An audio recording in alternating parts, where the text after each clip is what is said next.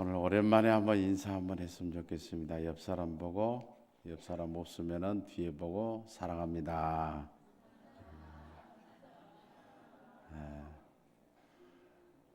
사부 오늘 찬양대 잘했는데 박수를 치면은 박수를 끝날 때까지 사회자가 기다려줘야 되는데 담임 목사님 나오겠습니다. 그러니까 치다고 말아 보잖아요. 박수 한번 다시 해요. 사부 찬양대 찬양. 우리 또 사부 지휘자는 현직 대학 교수로서 또 우리 야수교에서 와서 지휘를 하게 되고 또 우리 2부, 3부, 4부가 다 그래요. 훌륭한 지휘자들이 오셔가지고 해주고 계시는데 지금 항상 아쉬운 게 좀 몇 사람만 더 들어와도 좋겠는데 그런 생각이 늘 듭니다. 마음의 감동이 되면 오늘 끝나고 다음 주부터 그냥 들어와요. 아무라도 들어오죠? 아무라도 들어요. 아무라도 들어요. 아무라도 그냥 들어오면 돼요. 이제 오늘 설교를 들으면 아무라도 왜 들어야 되는가 알 것입니다. 바울은 유대인의 회당에 가서 하나님의 말씀을 강론했다라는 말이 나옵니다. 오늘 성경에 2절에 보니까 이렇게 말씀합니다. 바울이 자기의 관례대로 그들에게로 들어가서 새 안식일의 성경을 가지고 강론하며라고 하는 말이 나오는데 이 강론이란 말은 헬라어에 디아레고마이라고 하는 담론하다, 문답하다 그런 뜻이 있습니다. 그런데 이것은 일방적으로 그냥 말씀을 선포했다고 하는 이야기가 아닙니다. 성경이 보면은 예수님의 교육 방식도 마찬가지예요. 일방적으로 선포하는 그런 주입식 교육이 아니라 질문과 토론이 이루어지는 교육을 했습니다. 예수님이 예루살렘에 가서 오셔야 되는데 오는 줄 알고 봤는데 예수님이 따라오지 않습니다. 그래서 다시 예루살렘으로 가서 보니까 예수님이 어디서 뭘 하고 있었느냐 하면은 누가복음 2장 46절에 보니까 이렇게 말씀합니다. 사흘 성전에서 만난즉 그가 선생들 중에 앉으사 그들에게 듣기도 하시며 묻기도 하시도 그랬습니다. 듣기도 하고 묻기도 한다라고 하는 이 말이 듣고 묻고 토론하고 이것이 바로 헤브르타 디베이트 그렇게 얘기를 합니다. 그래서 예수님의 교육 방법은 바울도 역시 마찬가지입니다만은 이 토론하고 질문하고 논쟁하는 그런 부분으로 강론을 하게 된 것입니다. 그래서 우리는 헤브르타라고 하는 말을 짝을 지어서 서로 토론하고 서로 나눈다라고 하는 얘기를 우리는 프렌드십이라는 말을 쓰고 또 파트너십 그래서 스타디 파트너십이라고 얘기를 합니다. 이 교육 방법은 세계적인 석학을 만들어냅니다. 그 때문에 한순간 해서 하는 일이 아니라 어려서부터 이 질문과 토론식의 공부를 하게 되면 세계적인 석학과 인재가 배출될 수 있다고 하는 사실인데 내일부터 있을 세마학당 세미나가 지금 342명이 등록을 마쳤습니다. 이 첫째는 특별히 이렇게 하게 된 것은 지금 많은 교회들이 다음 세대에 대해서 많은 걱정을 하고 또 필요를 느끼고 있다고 하는 사실이죠. 어떻게 해야 할 것인가 하는 것인데 국민일보 기자가 이런 얘기를 했어요. 목사님 342명이 모였다 그러니까 기적입니다. 그래요.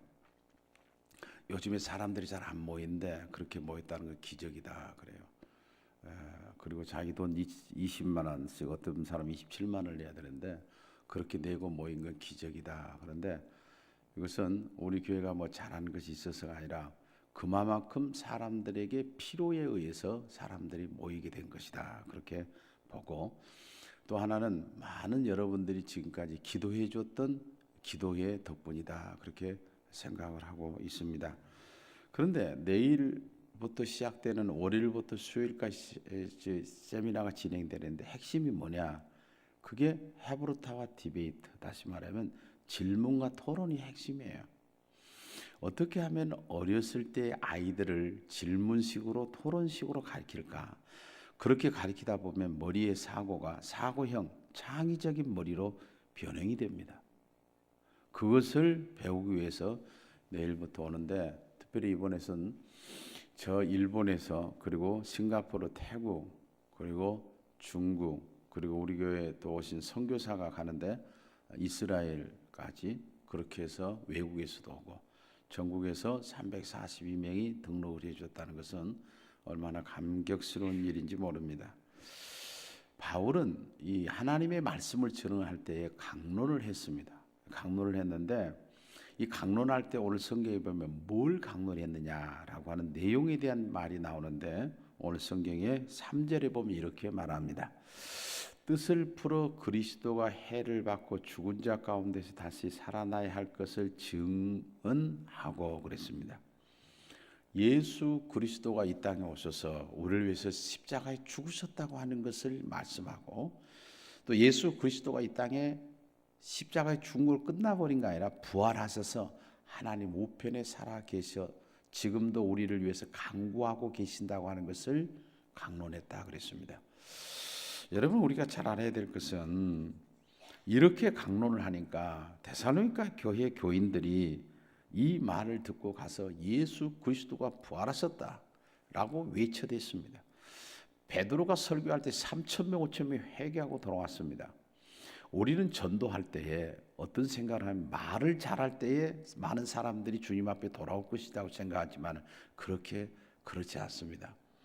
예수 그리스도가 우리를 위해서 십자가에 죽으시고 다시 살아나시고 하나님 우편에 앉아 계신다고 하는, 부활하셨다고 하는 이 사실만을 전해도 사람들에게 감동을 받는 것은 성령의 역사가 임할 때 그런 은혜가 임하게 된 것이다. 그렇기 때문에 여기에 보게 되면 다른 어떤 용어를 쓰지도 않습니다. 다른 아주 좋은 그런 문장이라든지 좋은 어떤 우리가 가지고 있는 어떤 애화를 쓰지도 않아요. 예수 그리스도에 대해서 이야기했고 부활에 대한 이야기를 했다는 것입니다. 두 번째로는 무엇을 강론했느냐라고 하는 말이 3절에 나오는데, 이렇게 말합니다. 내가 너희에게 전한 이 예수가 곧 그리스도라 그랬습니다. 이 그리스도라고 하는 말이 뭐냐? 메시아라고 말입니다. 메시아. 그리고 이 그리스도라고 하는 이 말은 자기 백성을 죄에서 구원할 자임이라고 하는 뜻이 있습니다. 유대 민족이 수천 년 동안 기다리고 있던 메시아, 그 메시아가 이 땅에 오셔서 우리를 위해서 십자가에 달려 죽으셨다고 하는 예수 그리스도를 소개했던 것이에요. 그분 메시아라고 하는 말씀입니다. 그때 당시에 로마 제국에서는 황제인 시저를 숭배하고 있었을 때 예수만이 그리스도다, 예수만이 구원자다, 그렇게 말하는 것은 생명을 내놓는 복음 전파입니다. 예수만이 구세주라고 하는 이 말은 충격적인 메시지였습니다. 그렇기 때문에 오늘 이 바울과 실라가 이 말을 전했다고 하는 것은 생명 걸고 예수 그리스도 전했다고 하는 말이기도 합니다. 그런데 하나님의 말씀을 전할 때에 사람이 두 가지로 반응을 했습니다.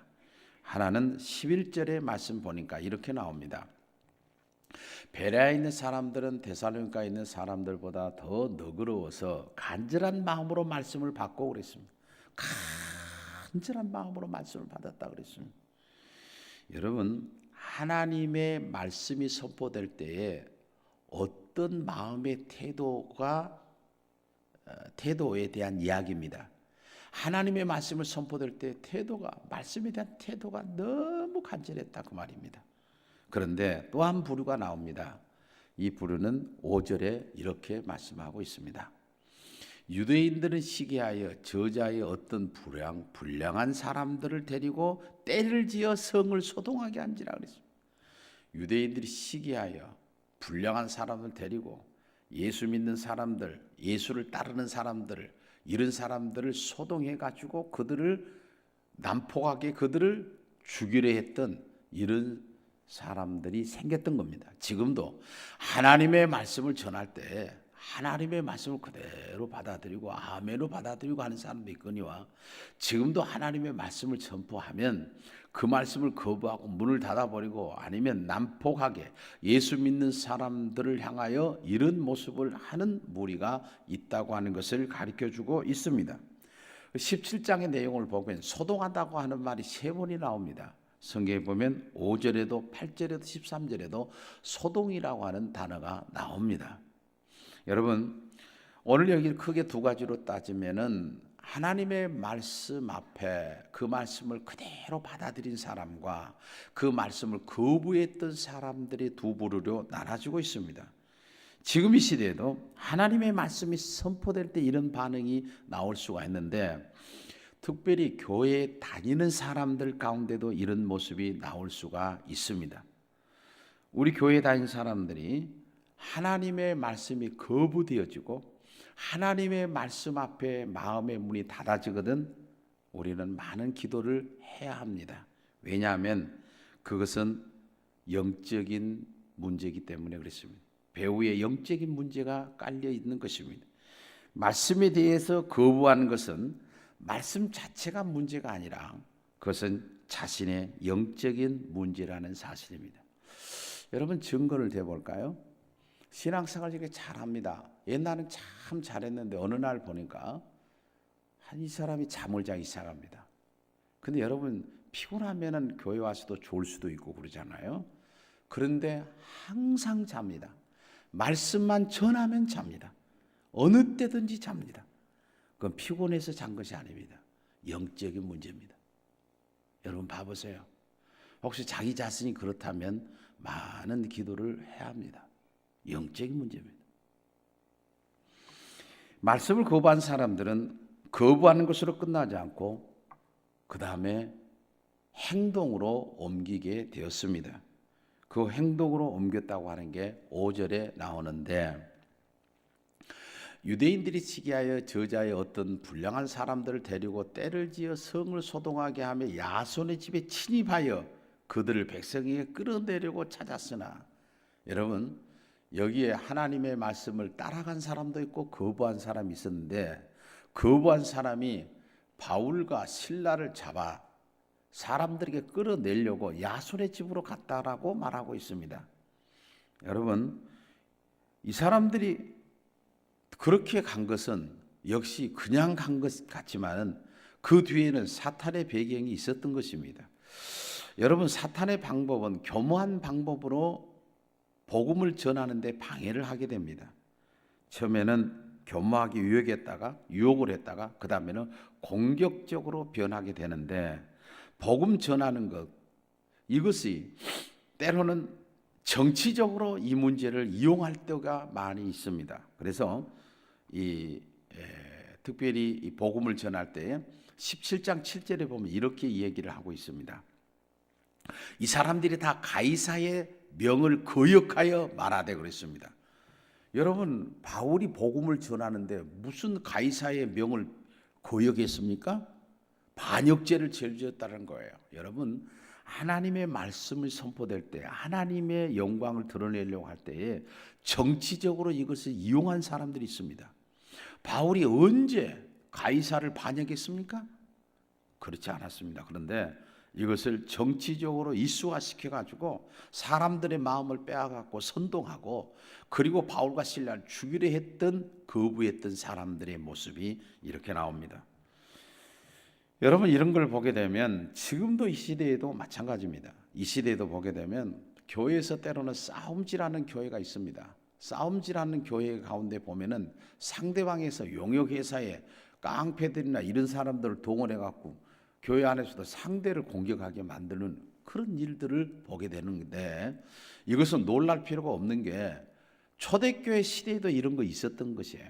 깡패들을 불량하라고 하는 말이 나오는데 불량한 사람들이라는 말이 나오는데 이 사람은 깡패들이에요.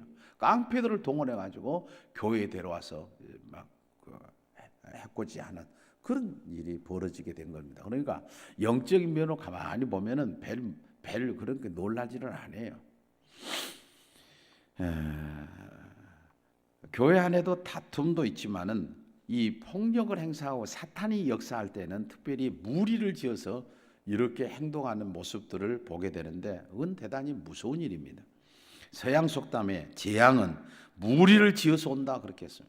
재앙이 무리를 지어서 온다. 이렇게 역사가 일어나는 곳에는 어떤 하나님의 말씀의 역사가 일어나는 곳에는 사탄도 가만히 있지 않는다는 말이에요. 다시 말하면 교회가 성장하고 할 때에 사탄도 같이 일어나서 방해를 합니다. 개인적으로도 신앙이 좋아지면 사탄도 함께 일어나서 그 신앙생활한 걸 꺾어버리려고 할 때가 있는 것입니다. 탈무드에 보면은 사탄의 전략에 대한 이야기를 이렇게 표현하고 있습니다. 적군의 숫자는 우리 군인의 숫자와 동일하다. 그러므로 전부 1대1로 싸우라. 그렇게 얘기를 했습니다. 그랬더니 한 병사가 말하기를 저는 두 놈을 맞겠습니다. 이 말이 무슨 말이냐? 자, 우리가 여기서 100명이 일어나면 저기에 있는 사탄도 100명이 일어난다는 거예요. 우리가 1000명이 일어나면 사탄도 1000명이 일어난다는 거예요. 그런데 여기에서 하나가 2명만 상대하게 되면 그것은 아무것도 아니다라고 하는 말이죠.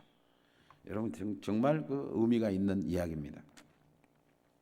다시 말하면 우리가 신앙생활하면서 수많은 사탄의 방해가 많이 있다고 하는 것을 보여주는 내용입니다.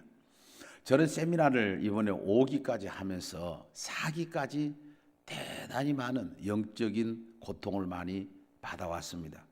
이 영적인 고통을 이야기하면은 사람들은 못 알아들어요.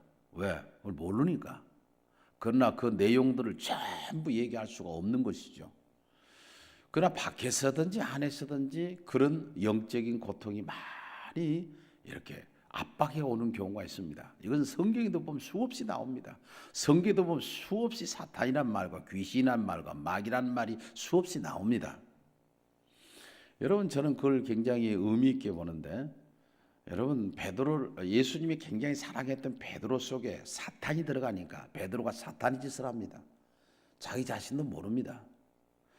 예수님이 3년 동안 가리켰던 가룟 유다 속에 사탄이 들어가니까 예수님을 팔아버립니다. 자기 자신도 모릅니다. 이런 것을 영적인 눈으로 보게 되면 수많은 이런 방해, 사탄의 역사, 사탄의 이런 것들이 굉장히 많이 보일 때가 있는 겁니다. 그렇기 때문에 여러분 교회에서 어떤 일을 하게 되면 꼭 기도를 부탁한 이유가 여기에 있습니다. 여러분 기도해 주십시오. 여러분 꼭 기도해야 합니다. 왜냐하면 이것은 인간으로서 이길 수 있는 일이 아닙니다. 인간의 머리로서 인간의 어떤 생각으로서 이길 수 있는 일이 아닙니다. 우리가 하나님의 뒤에 서 있어야 합니다. 하나님께서 이 모든 문제를 이길 수 있게 해줘야지. 우리를 보고 사탄이 놀라지 않습니다. 하나님 보고 놀란 겁니다. 우리를 보고 사탄이 놀란 거 아닙니다. 예수님 보고 놀란 것이죠. 그렇기 때문에 기도가 필요한 것입니다. 그런데 야손의 집에 와서 바울과 실라를 잡아가려고 했는데 바울과 실라가 이미 그 자리를 떴어요.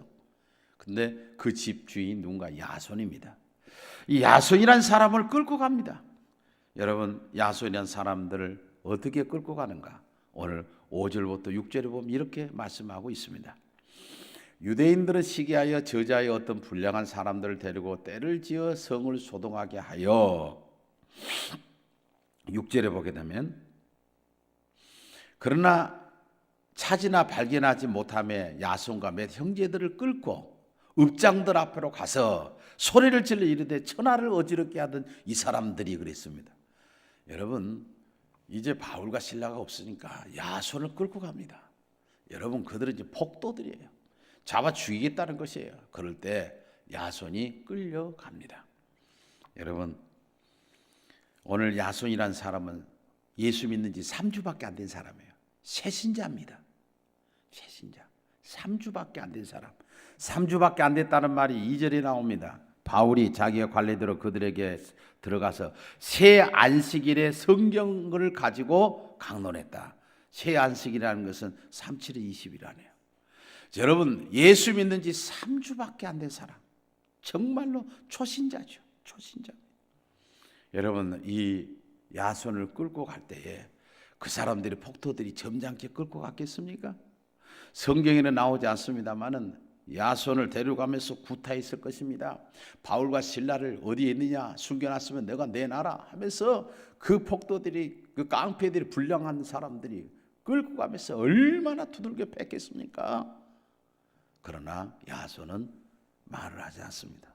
입을 꼭 다물고 있습니다. 야손은 자칫하면 죽을 수도 있는 상황입니다. 폭도들의 얼굴을 봐보세요. 한번 죽이려고 온 사람들을 보면은 살기가 돌지 않습니까? 죽을 수도 있는 상황 속에서도 야손은 입을 다물고 있습니다. 스스로 고난의 길을 가고 있는 것입니다. 피하려고 하면 얼마든지 피할 수 있습니다. 야손이 오늘 바울과 실라가 어디로 갔을 것이라고 하는 걸 알고 있을 것입니다. 어디로 갔다고 얘기를 해주면 자기는 풀려날 수도 있을 것입니다. 그리고 내가 3주밖에 예수 믿는 것이 없는데 나 예수 안 믿는다고, 예수 안 믿는다고 그렇게 얘기하게 되면 야손을 풀어줄 수도 있을 상황입니다. 그러나 야손은 아무 말이 없습니다. 바울이 있는 것도 가르쳐주지 않고 자기에게 주어진 고난을 피하려고 하지도 않습니다. 한마디 말도 없습니다. 이 사람들이 왜 이렇게 했을까요? 이렇게 말없이 구타당하고 따라가는 야손, 이 사람은 오히려 자기에게 복음을 전해줬던 바울과 실라가 빨리 이런 사실을 알고 어디로 피해 달아나기를 원했을 것입니다. 자기에게 복음을 전해준 사람. 더 궁극적인 것은 야손이 3주밖에 안 됐지만 그들은 들었습니다. 예수 그리스도가 이 땅에 오셔서 우리를 위해서 십자가를 지시고 모든 고통을 당하시고 십자가에 죽으셨다. 수많은 고통을 당하고 죽으셨다. 그리고 부활하셔서 하나님 우편에 앉아 계신다는 것을 듣고 믿었습니다.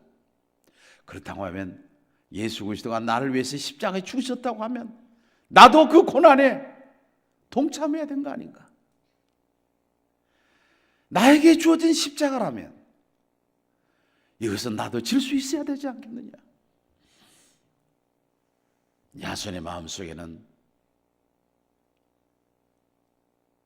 십자가의 그 길을, 때로는 고난의 길을 거부할 수도 있지만 그것을 다 받아들이고 내가 져야 될 길이라고 하면 가겠다고 하는 이 야손, 예수 믿는 지 3주밖에 되지 않는 사람.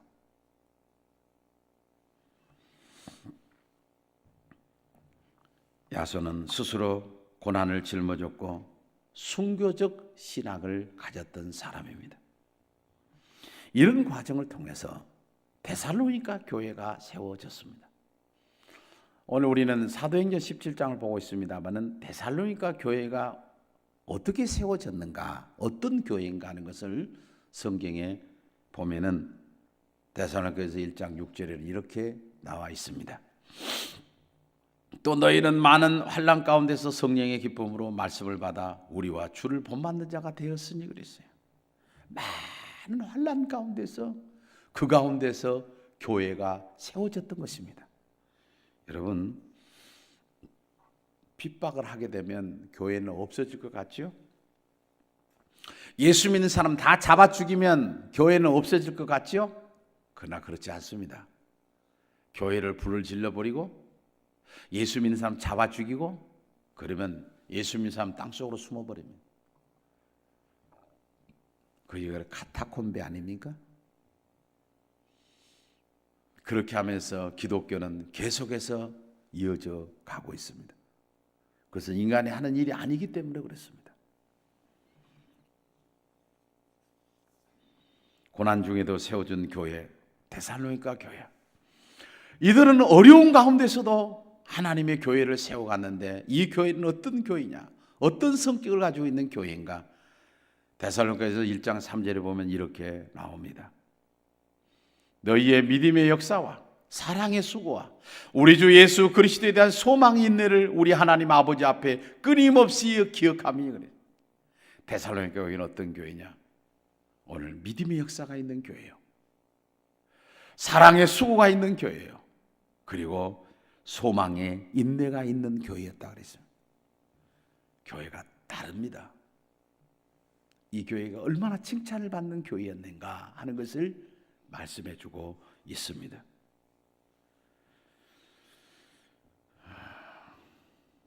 그런데 이 교회가 소문이 났습니다. 어떻게 소문이 났느냐?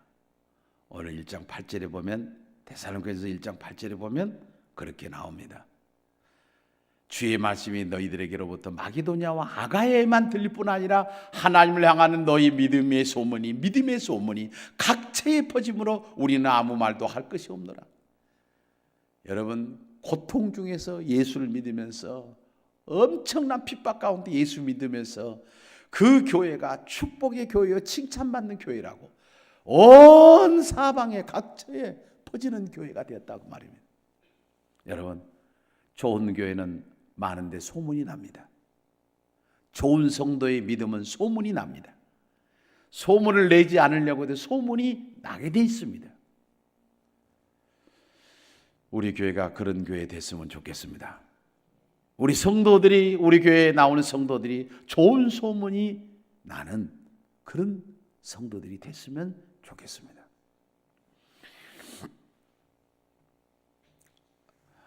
우리는 신앙생활 하면서 때는 어려우면은 그것이 굉장히 축복이 아니라고 생각할 때가, 불평하고 불만할 때가 있습니다. 그러나 여러분, 언제 많이 울어봤습니까? 여러분, 신앙생활 하면서 언제 울어봤나요? 그때는 어려웠을 때입니다.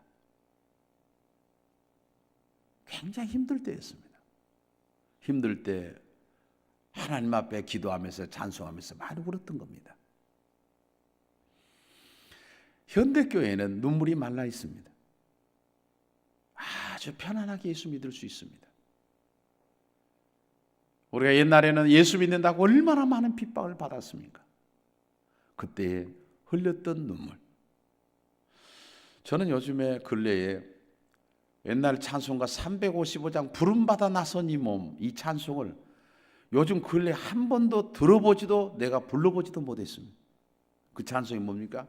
부름받아 나선 이 몸 어디든지 가오리라. 이 찬송이에요. 요즘 사람 안 부릅니다. 왜 안 부를까요? 부름받아 나선 이 몸 어디든지 못 갑니다. 안 돼요. 안 가는 거예요. 왜? 너무 신앙생활하기 편합니다. 여러분, 고난이 오게 되면 우리는 나쁠 거라고 생각하지만 그 고난을 통해 주님을 더 사랑한다고 하는 사실을 알아야 합니다. 그렇다고 해서 일부러 고난을 받으려고 할 필요는 없지만 그 모든 것까지라도 그걸 통해서 하나님을 더 가까이 갈 수가 있다고 하면 그것은 축복입니다. 이 풍랑 의지하여 더 빨리 갑니다. 풍랑이 이름에도 불구하고, 고난이 옴에도 불구하고 하나님 앞에 더 가까이 못 갔던 것은 불행한 일이지만 그걸 통해서 하나님을 더 가까이 갈 수 있다면 그것은 절대로 원망해야 될 일이 아니라는 사실입니다. 말씀의 결론을 맺으려고 합니다. 하나님의 말씀이 선포될 때, 그때나 지금이나 두 가지의 반응이 나옵니다. 한 가지는 말씀을 제대로 받아들이는 부류와 그렇지 못한 사람들의 모습이 나옵니다. 하나님이라 할 때는 수많은 사탄의 방해가 많다고 하는 것을 아는 것이 중요합니다. 그렇기 때문에 어떤 일을 하든지 기도가 앞서야 되고, 어떤 일을 하든지 사탄의 방해가 있다고 하는 것도 예측을 해야 합니다. 그리고 하나님 앞에 이걸 해결할 수 있는 일은 기도밖에 없습니다.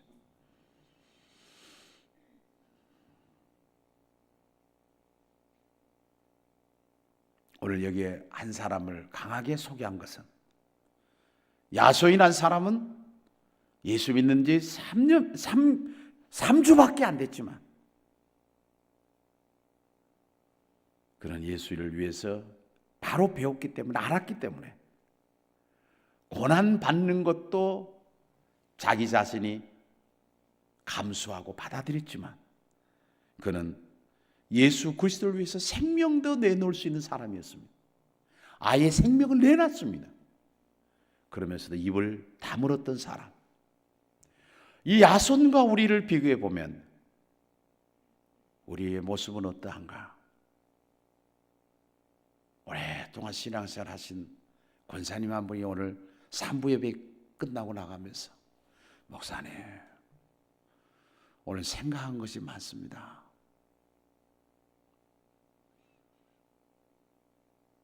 내가 오랫동안 신앙생활 하면서 나에게 주어진 이 고난의 길을 거부해버렸던 나, 3주밖에 되지 않았던 야손에 비하면 나는 뭔가 하는 걸 생각하면서 목사님, 오늘 생각한 것이 너무 많습니다. 오늘 저는 이 말씀을 마치면서 오늘 이 말씀 안에 있는 이것을 한 가지로 표현하라고 하는 성경 구절을 얘기할 수 있다면 고린도서 5장 15절의 말씀입니다. 우리 이 말씀 우리가 천천히 한번 같이 읽고 마치겠습니다. 시작. 그가 모든 사람을 대신하여 죽으심은 살아있는 자들로 하여금 다시는 그들의 자신을 위하여 살지 않고 오직 그들을 대신하여 죽었다가 다시 살아나신 이를 위하여 살게 하려 함이라. 아멘. 기도하겠습니다. 하나님 아버지, 우리에게 예수 믿는 하나님의 귀한 자녀가 되게 하심을 감사합니다. 고난이 왔을 때 그 고난을 피하려지 않고 받아들였던 야손 같은 믿음을 가지고 우리도 살게 하여 주시고 신앙의 연륜을 자랑하는 것이 아니라 예수 그리스도의 믿는 믿음 앞에 하나님 앞에 어떻게 살아가고 주님 어떻게 사랑해야 할 것인가를 다시 한번 깨달으며 깊이 생각하며 살아갈 수 있는 새로운 변화가 일어나는 저희가 되게 하여 주옵소서. 예수님의 이름으로 간절히 기도드리옵나이다. 아멘.